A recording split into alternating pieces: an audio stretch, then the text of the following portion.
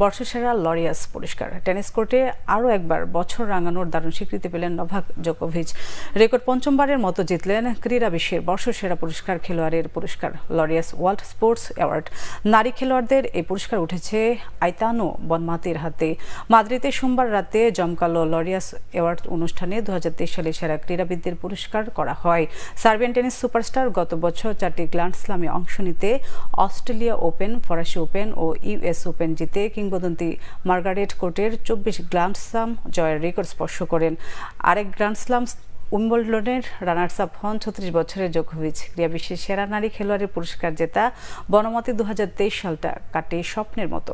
প্রথমবারের মতো স্পেনের বিশ্বকাপ জয়ে 26 বছরে বার্সেলোনা মিডফিল্ডার রাখেন সবচেয়ে গুরুত্বপূর্ণ ভূমিকা। জিতেন আসরের সেরা খেলোয়াড়ের পুরস্কার গোল্ডেন বল। লরিয়াসে breakthrough player of the year হয়েছেন রিয়াল মাদ্রিদের ইংলিশ মিডফিল্ডার জুড বেলিংহাম।